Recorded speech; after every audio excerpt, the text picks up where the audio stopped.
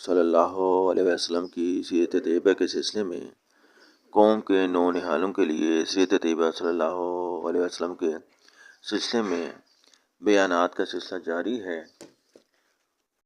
آج جن موضوعات کا انتخاب کیا گیا ہے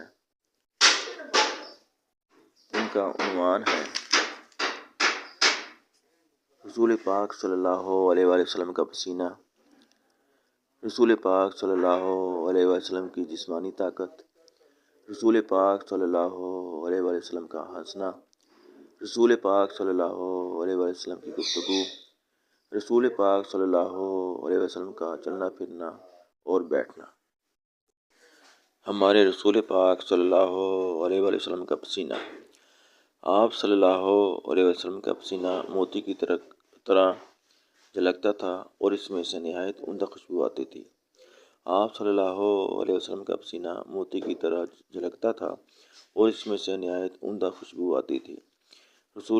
ہمارے رسول پاک صلی اللہ علیہ وسلم کی جسمانی طاقت۔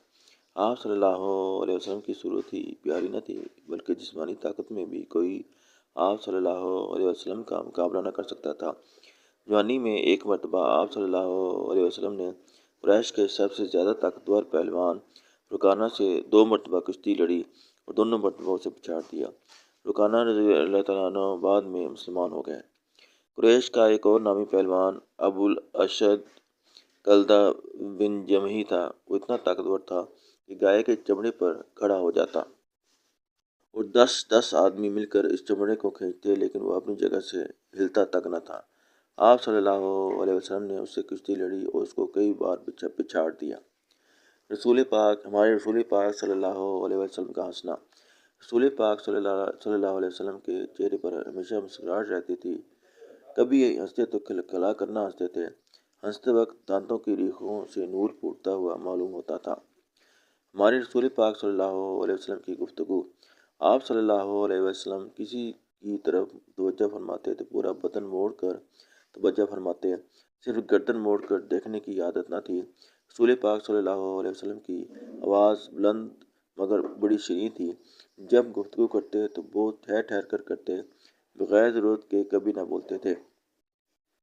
ہمارے رسول پاک صلی اللہ علیہ وسلم کا چلنا پھرنا اور بیٹھنا۔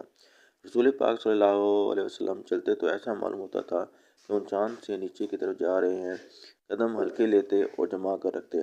حضرت ابو ہریرہ رضی اللہ تعالیٰ عنہ کہتے ہیں کہ رسول پاک صلی اللہ علیہ وسلم سے بڑھ کر تیز رفتار میں نے کسی کو نہیں دیکھا۔ آپ صلی اللہ علیہ وسلم چلتے تھے تو یوں معلوم ہوتا تھا کہ گویا زمین آپ صلی اللہ علیہ وسلم کے لیے لپیٹ دی جا رہی ہے۔